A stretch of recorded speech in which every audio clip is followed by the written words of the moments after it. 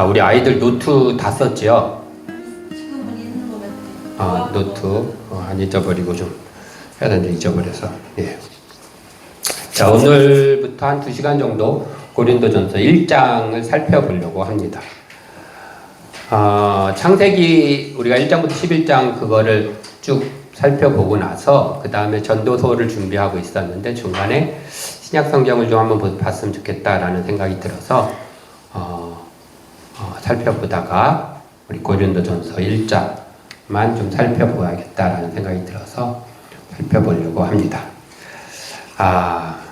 1장 1절에 보니까 우리 한번 다시 한번 읽어볼까요? 1절 시작.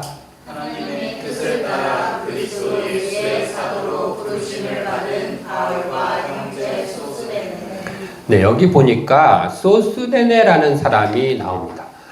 바울이 쓴 서신이 보통 13권, 14권 이렇게 얘기해요. 왜냐하면 히브리서도 바울이 썼다라고 하면 14권인 거고 바울이 안 썼다 그러면 13권 정도 추정합니다. 그런데 그 서신을 편지를 보내면서 내가 지금 누구랑 같이 쓰고 있다라고 언급하는 사람이 이제 처음 서신을 시작하면서 세 사람이 나와요. 한 명은 디모데, 한 명은 실로아노, 한 명은 오늘 나오는 소스데네라는 사람이에요.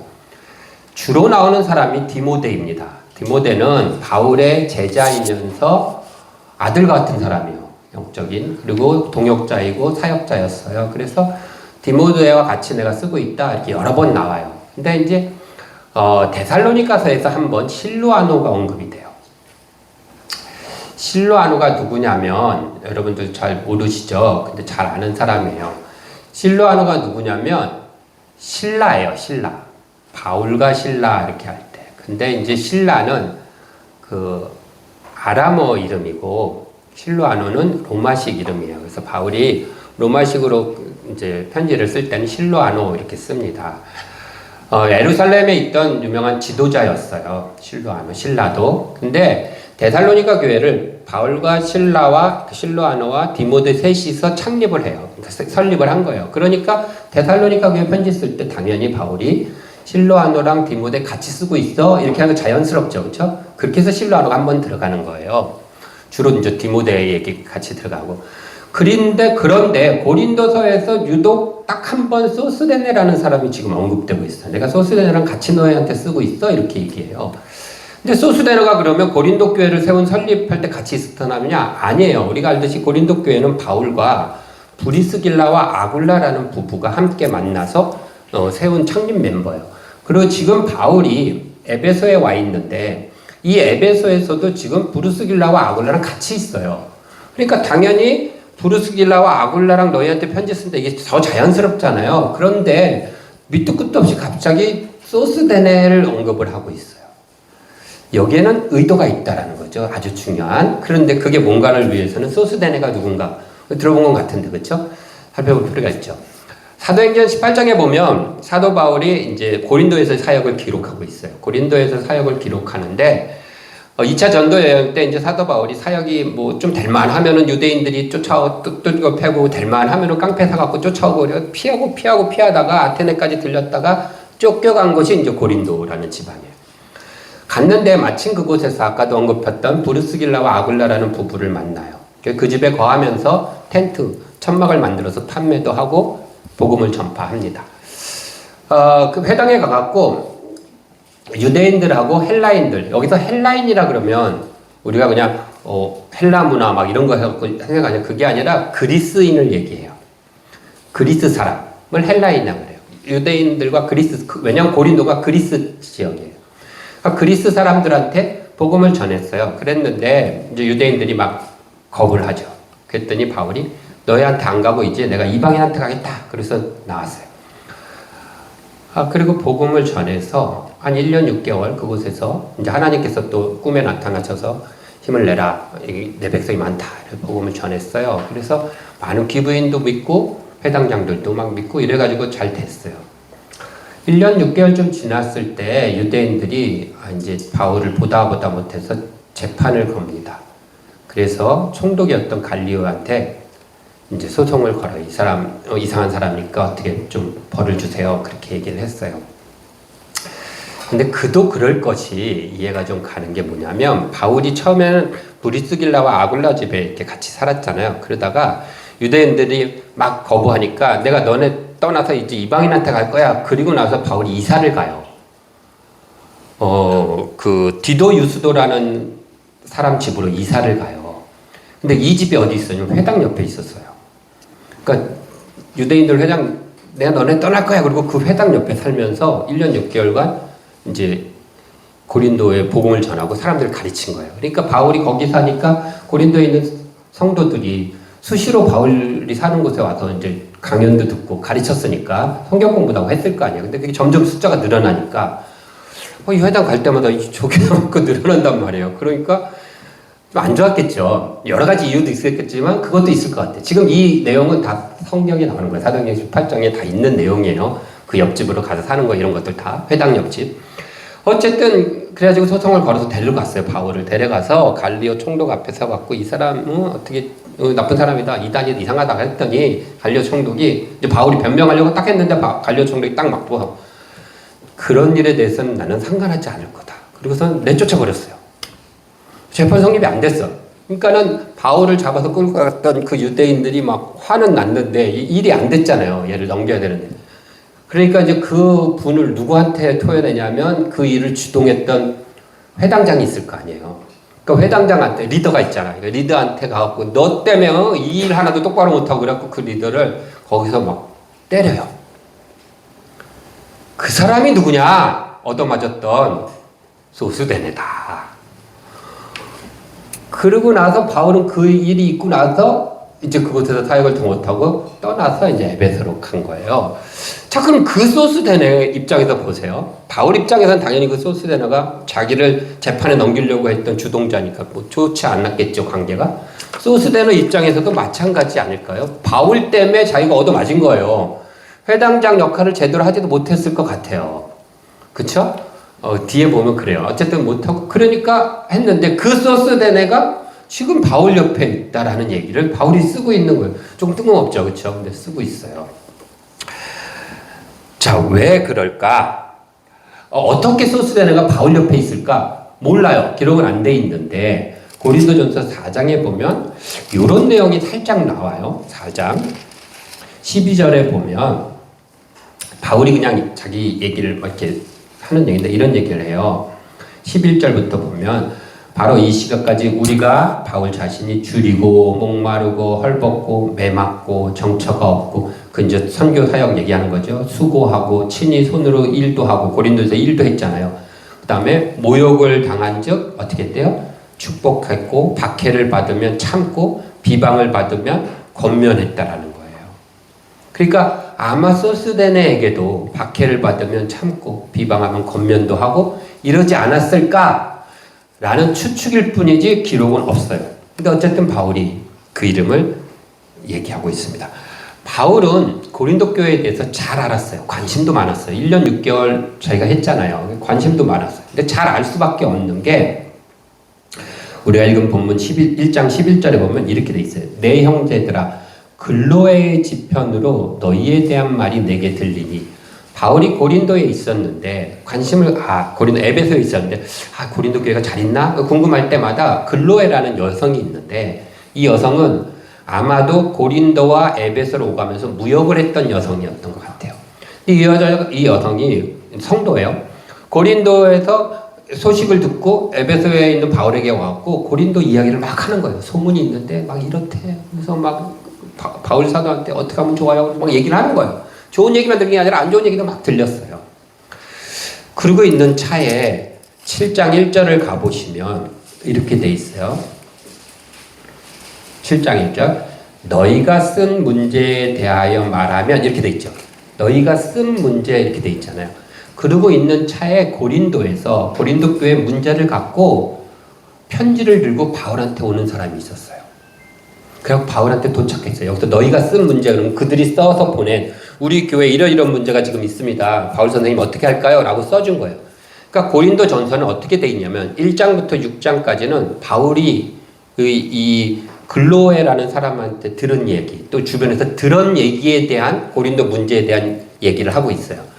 7장부터 뒤에 부분은 그들이 써서 보냈던 이야기에 대한 이야기를 하고 있어요. 그러면 생각해 보세요. 들은 이야기와 써서 보낸 이야기가 있어요. 고린도의 문제들이. 어떤 게 더 진실에 가까울까요? 신랄한 이야기, 진실에 가까운 게 신랄한 이야기가 써 있을까요? 내용이 있을까요? 들은 것과 써서 보낸 것. 어떤 것 같아요? 그러니까 진실한 얘기가 아니라 어떤 이야기가 더 막 그 은밀한 얘기까지 막 알 수 있는 코드가 될까요? 듣는 것과 편지로 보는 것. 듣는 쪽이 편지로 보낼 때는 그래도 좀 나이스하게 쓰지 않겠어요?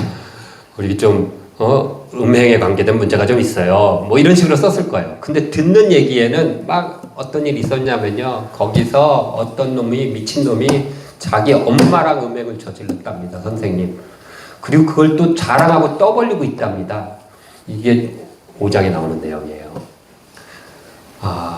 그런 이야기들을 막 듣는 거예요. 그러니까 니네가 이렇게 뭐 조금 문제가 있는 것처럼 써봤지만 그게 얼마나 심각한 문제인지 바울은 잘 알고 있었어요. 그래가지고 이 고린도의 문제가 보이는 거 이상의 문제가 있다는 걸 잘 파악하고 있었는데 그 근본에 있었던 게 뭐냐면 분열이에요. 그래서 고린도 전서후서는 그 분열에 대한 이야기를 저변에 깔고 있어요. 교회의 분열. 그런데 그걸 어떻게 풀어가나 보세요. 근데 이 교회, 그래서 고린도에 바울이 편지를 여러 번 썼어요. 그랬을 거 아니에요. 그렇죠? 최소한 4번은 썼어요. 4통은 썼는데 2통은 없어졌고 2통이 남았어요. 그게 두 번째, 4번째. 요 편지가 1, 2예요. 전편, 후편을 읽는 거예요. 그래서 먼저 쓰였으니까 전이라고 한 거지, 이 서로 막 이렇게 이어지고 연결되고 이렇게보다는 그렇게 돼 있는 거예요. 고린도 전후서가 그래요. 근데 어쨌든, 이렇게 고린도 교회를 잘 알고 있는데 핵심은 그 고린도의 분열이에요. 그런데, 그런 상황에서 바울이 그 고린도에다가 글을 쓰면서 뭐라고 얘기하냐면, 형제 소스데네가 같이 있다 이렇게 얘기해요. 그래서 이 옆에 형제 소스데네 말고 또 같이 있는 사람이 있었어요. 고린도 교인들은 누구나 알고 있는. 그게 누구냐면 그 편지를 가져왔던 사람이 있을 거 아니에요. 그렇죠? 3명의 친구들이 가져오는데 그 편지를 가져온 사람이 누구냐면 스데바나라는 사람이에요. 제가 이름을 언급하는 것은 나중에 또 나오기 때문에 그런데 외울 필요는 없습니다. 그냥 관계만 보시면 돼요. 스데바나라는 사람이 제 고린도전서 16장에 보면 나오거든요. 부두나도 아가이고라는 2명과 함께 셋이서 그 편지를 가지고 온 거예요.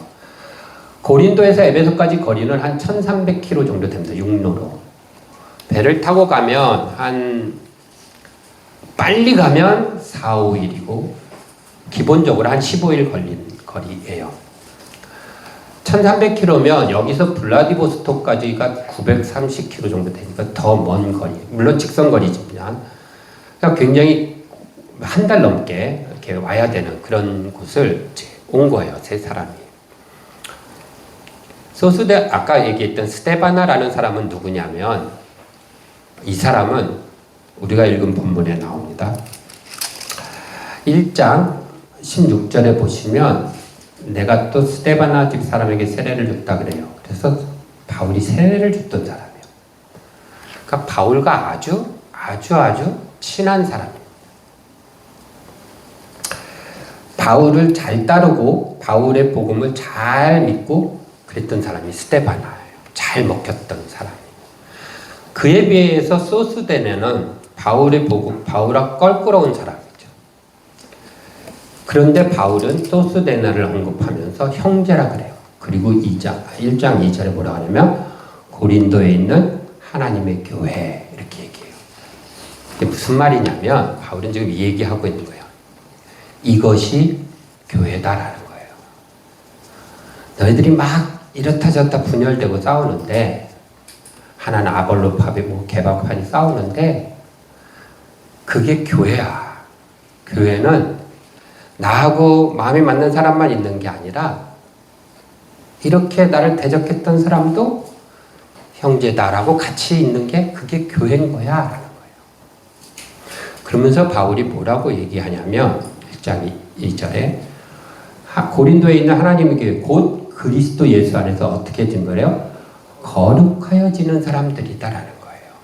여기서 중요한 것은 뭐냐면 똑같은 모습으로 거룩해지지 않는다는 거예요. 소수대네는 소수대네다운 모습으로, 스데바나는 스데바나다운 모습으로 거룩해지는 거예요. 그게 교회고 그래야 교회에 맛이 있어요. 다 똑같으면 맛이 없는 거예요. 여러분 다 짠맛만 나면 그 맛이 없잖아요. 음식에 짠맛도 들어있고 단맛도 들어있고 신맛도 있고 이게 섞여서 있어야 맛이 있는 거예요. 교회도 그래요. 진리하나님 교회 보세요. 찬양 뜨겁잖아요. 성찬 좋죠? 그러나 이 한 발 더 들어가 보시면 진리하나님 교회 찬양 뜨겁지만 열심히 앞에서 정신없이 막 찬양 인도하는 반전서가 있나 하면 시큰둥한 얼굴로 앉아있는 다유리와 다온이도 있는 거예요. 그게 다 같이 있을 때 진리하나님 교회의 찬양인 거예요. 그게 그냥 정신없이 뜨겁기만 하고 막 다 열정적으로 하는 그 어른들만 있는 게 진리하나님 교회 찬양이 아니라 우리 교회 찬양은 그런 거예요. 성찬식 막 뛰어나오는 노아가 있는가 하면 조심조심 마음으로 걸어 나온 어른들도 있는 거예요. 그리고 이게 뭔가 하고 앉아있는, 오늘 안 왔으면 태준이도 있는 거예요. 그게 진리하나님 교회 성찬식인 거라고요. 말씀도 마찬가지예요. 저 반전사 말씀이 있으면 이창 목사 말씀도 있는 거예요. 맛이 있잖아요, 그게. 그래야 맛이 있고 그게 교회인 거예요. 그러니까 바울도 그 얘기를 하고 있는, 니네가 봐라. 지금 내 옆에 소수대네도 있지. 이거 알잖아. 얘 때문에 내가 막 재판 받고, 얘 나 때문에 또 두들겨 맞기도 하네. 야, 근데 내가 이게 형제라고. 그뿐만 아니라 그 1300km를 나한테 한 다름에 달려와서 편지를 전해드는 스데바나 같은 내가 이렇게 이뻐했던 얘도 있어. 이거 봐. 이게 교회잖아. 우린 이렇잖아. 너네도 그래. 고린도. 너네 우리가 이거잖아. 이게 교회잖아. 그래서 우리가 뭐해? 거룩해져 가는 거잖아. 그러나 우린 똑같이 그냥 군대처럼 그렇게 안 하잖아. 그건 군대식 교회가 아니야. 똑같이 거룩해지면, 똑같은 모습으로 성장하면, 이 속에서, 그 속에서 거룩해져 간다는, 이 속에서 예수 그리스도의 은혜를 먹고, 진리한 교회 안에서 예수 그리스도의 은혜를 먹고, 다윗은 다윗처럼 성장해 거룩해져 가는 것이고, 다유리는 다유리처럼 거룩해져 가는 거예요. 다온이는 다온이 모습대로 성장된 그리스도인이 될 거라고요. 태욱이는 태욱이 모습으로 되는 것이고, 이것이 교회다라는 얘기를 하는 거예요. 교회가 다 똑같이 막 다 열정적으로 찬양하고 다 기도하고 다 뭐 잘하고 이러지 않잖아요. 아무리 거룩해진다 그래서. 그게 교회가 아니에요. 그래서 사도 바울이 뭐라고 얘기하냐면 고린도전서 12장에 그 얘기를 하는 거예요. 다 손이고 다 발이냐. 눈이 귀한테 뭐라고 하면 안 되는 거 아니냐. 몸통은 예수 그리스도지만 손도 있고 발도 있고 눈도 있고 하는 거 아니냐라는 말을 고린도전서 12장에 쓰고 있어. 다 사도냐? 다 교사냐? 아니지 않냐 니네? 라는 말을 그래서 하는 거예요. 그러니까 이렇게 다양해야 돼요. 그래야 맛이 나고 그래야 교회다라는 얘기를 하는 겁니다. 교회는 첫째, 예수 안에서 거룩해지는데 어떻게 해요? 다양한 모습으로 거룩해지는 거예요. 그게 우리고 그게 교회다. 첫 번째로 기억했으면 좋겠습니다. 고린도교회. 두 번째는 뭐라고 얘기하냐면 1장 2절 보면, 자, 그리스도 예수 안에서 거룩하여지고, 그 다음 두 번째, 성도라 부르심을 받은 자예요. 그리고 또 각처에서 우리의 주 예수 그리스도, 우리의 주 곧 그들과 우리의 주 되신 예수 그리스도의 이름을 부르는 모든 자들. 부르심을 받은 자들이고 부르는 자들이에요. 하나님으로부터 부르심을 받았고 동시에 예수 그리스도를 부르는 자들이에요. 그러니까 우리의 출발점은 부르심을 받는 자들이다라는 거예요. 내가 예수를 믿기 때문에 그리스도인이 아니라 예수 그리스도가 나를 부르셨기 때문에 그리스도인이다라는 얘기예요. 이 사실을 잊지 않아야 돼요. 바울은 지금 이 말을 고린도 교회에 피 끓는 심정으로 얘기를 해요. 왜냐하면 자 보세요. 14절에 한번 보세요. 14절과 16절을 우리가 이해해 봐야 되는데 14절 보면 바울이 무슨 얘기를 하냐면 그 바울파, 아볼로파, 게바파 뭐 이런 얘기를 하다가 14절에 나는 그리스보와 가이오 외에는 너희 중에 아무에게도 내가 세례를 베풀지 아니한 것을 감사한다 얘기하죠. 두 사람한테 세례를 줬다는 거예요. 누구요? 그리스보하고 그 다음에 가이오라는 사람한테 줬다는 거예요. 그런데 한 장 넘겨보세요. 아까 우리 들었죠. 16절. 내가 또한 스데바나 집 사람한테 세례를 베풀었다. 그러면 지금 바울이 내가 그리스보와 가이오한테만 세례를 줬어. 그래놓고 조금 지나다가 내가 또 스데바나 사람 누구한테만 줬다는 거예요, 도대체. 말이 안 되잖아요, 뭔가. 내가 그리스보와 가이오한테만 세례를 줬어. 그래놓고 조금 지나면 내가 스데바나 집 사람한테 세례를 줬어. 이러잖아요. 이상하잖아요. 바울이 치매 걸린 것도 아니고. 이게 무슨 말이냐면 잘 보세요. 그리스보와 가이오. 소속이 어느 나라일 것 같아요? 그리스보는 누구냐면요. 소스데네 이전에 회당장이었던 사람이에요. 고린도에. 그래서 사도행전 18장에 보면 고린도 회당 옆으로 바울이 이사 갔다 그랬잖아요. 그리고 나서 바로 그 회당장과 그 집 사람들이 세례를 받아요. 그게 바로 그리스보예요. 사도행전 18장에 나오는. 그러니까 이 사람은 회당장. 어느 나라 사람? 유대인. 그 다음에 아까 얘기했던 소스데네는 어느 나라 사람인 것 같아요? 그리스 사람이에요. 고린도 사람. 그리스인이에요. 가이오 이름 어느 나라 이름하고 비슷해요. 가이오. 로마. 고린도 교회는 초대교회 당시의 문제지만 고린도 교회는 특히 세 나라 사람들이 얽혀 있었어요. 유대인, 그리스인, 로마인. 이것이 자기들도 모르게 그것으로 인해서 파벌들이 심적으로 그냥 본능적으로 일어나는 게 있었어요. 바울은 그걸 봤어요. 자, 12절에 보면 바울파, 아볼로파, 게바파가 나오죠. 바울은 신분상 국적이 어느 나라 사람이에요? 바울은 로마 시민권자예요. 아볼로는 알렉산드리아에서 태어났어요. 그리스인이에요. 게바가 누구죠? 베드로. 유대인이에요. 그러니까 자기들도 모르게 고린도 교회 속에 유대인파, 그리스 사람파, 로마파가 있었던 거예요. 사도 바울이 아까 소스데네를 언급했죠? 처음 얘기를 시작하면서. 그때 그 옆에 누구 있었다 그랬어요? 스데바나 있었어요. 스데바나도 어느 나라 사람? 그리스 사람. 소스데네 회당장 유대 사람. 유대인. 바울은 로마인. 소속적으로 그렇다는 거죠. 우리가 똑같이 한국 사람이라도 우리나라도 그런 거 많잖아요. 지역색, 그거 많잖아요. 바울은 유대인이에요. 그렇지만 한편으로 로마인이기도 한 거예요. 그러니까 로마인들한테 친숙하게 갈 수 있다. 이런 의미에서 지금 얘기하는 거예요. 네. 아볼로도 알렉산드리아 그리스인 출신이지만 유대인이 된 사람이긴 해요. 그러나 그리스 출신인 사람들한테 마음적으로 가게 된다. 이런 얘기를 하고 있는 거예요. 이것도 뭐 시비 걸지 마세요. 네. 그런데 바울이 이것을 이렇게 구분을 하고 있다라는 거죠. 그래서 자, 이게 어떻게 되냐면 이렇게 되는 거예요. 여러분들 보세요. 그 고린도의 문제 중에 하나가 은행이라고 그랬잖아. 아까. 그렇죠? 그 엄마랑 이렇게 음행을 저질렀다 그랬어요. 이런 것을 그 심리학적 용어로 여러분들 우리 익히 들은 용어가 하나 있어요. 그게 뭐냐면 오이디푸스 콤플렉스라 그래요. 오이디푸스라는 그 왕자가 왕이기도 하고 왕자기도 하겠죠. 이 사람이 이제 그 사람과 엮여진 그리스 신화에 나오는 거예요. 그리스에 나오는 신화 오이디푸스 콤플렉스라 그래요. 엄마랑 결혼하고 아빠를 죽이고 이렇게 된 왕인데 그 스토리가 있어요. 근데 그 스토리는 그 엄마인지 알고선도 막 그러고 아빠인지 알고 죽이고 이런 게 아니라 이제 그렇게 되는 스토리가 엮여 있었어요. 근데 어쨌든 그게 오이디푸스 신화인데 그 왕이 어느 나라 왕이냐면 고린도 왕이에요.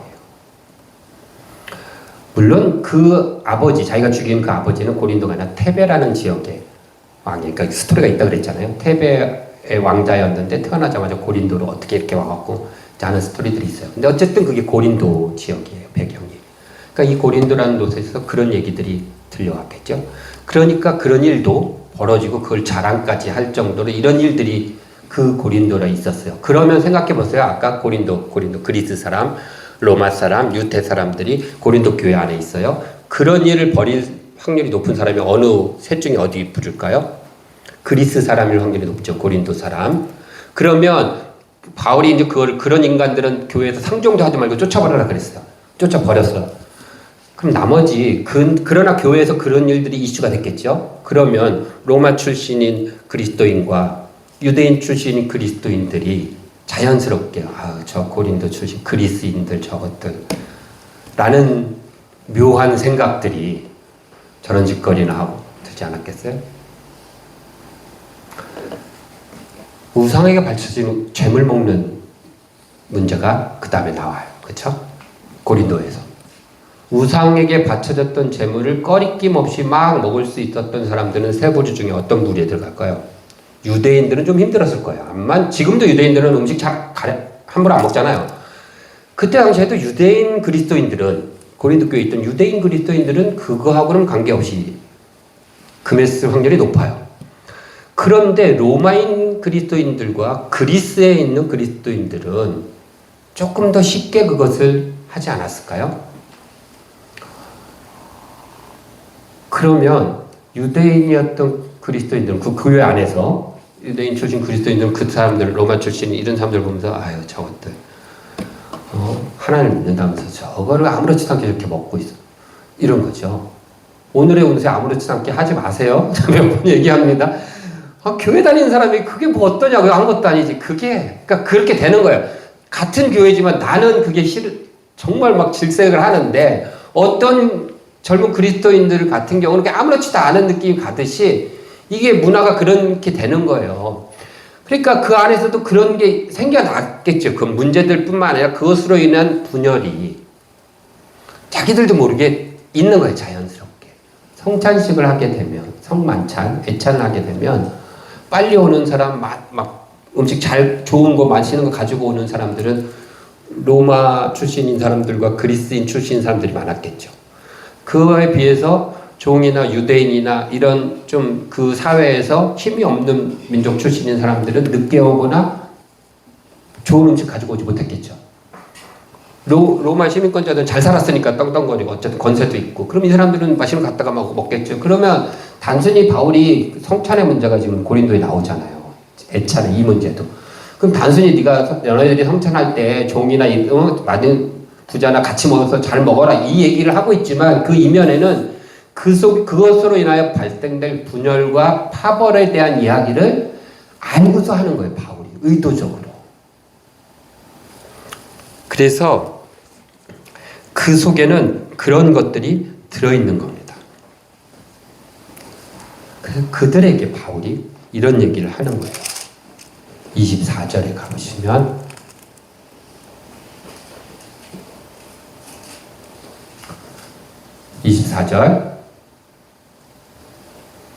같이 읽습니다. 1장 20절 시작. 오직 부르심을 받은 자들에게는 유대인이나 헬라인이나 그리스도는 하나님의 능력이요 하나님의 지혜니라. 무슨 얘기를 하는 거냐면 부르심을 받은 자들이다. 너희는 부르심을 받은 자들은 유대인이다 그리스인이다 얘기하지 말라 이거. 너희들이 지금 그리스도인이 된 것은 하나님께서 부르셨기 때문이지 니네들이 유대인 출신이고 그리스 출신이고 어디고 헬라인 출신이고 로마인 출신이고 할 것이 아니다라는 얘기예요. 우리가 그리스도인이 되고 우리가 성도인 것은 어디 출신이 중요한 것이 아니라 그리스도가 우리를 부르셨기 때문이 아니냐. 그러니까 너희 속에 있는 그런 파벌들 갖지 말아라라는 얘기예요. 그래서 너희가 생각해야 될 것은 무엇이냐면 누가 옳고 저가 어떻고라는 것이 아니라 누가 우리를 위하여 십자가에 달렸는가를 생각하라라는 얘기예요. 너희를 위하여 누가 십자가에 못 박혔느냐가 중요한 것이지 바울이 옳고 아볼로가 옳고가 아니지 않느냐. 로마 사람이 더 잘났고 유대인들이 더 똑똑하고가 아니지 않느냐라는 얘기를 핏대를 세우면서 하는 겁니다. 그래서 1장 13절에 보면 그리스도께서 어찌 나뉘었느냐 바울이 너희를 위하여 십자가에 못 박혔느냐 바울의 이름으로 너희가 세례를 받았느냐 바울이 못 박힌 게 아니지 않느냐? 누가 너희를 위하여 못 박혔냐? 라고 얘기하고 있는 거예요. 우리가 생각해야 될 것은 그래서 누가 우리를 위해서 십자가에 못 박히셨는가? 라는 것을 생각하는 게 중요한 것 같습니다. 그래서 고린도전서 13장에 보면 사랑에 대한 얘기를 할 때 처음이 뭐예요? 사랑은 언제나 오래 참고로 시작하는 거예요. 사랑은 언제나 설레이고 사랑은 언제나 따뜻하고 이럴 수 있잖아요.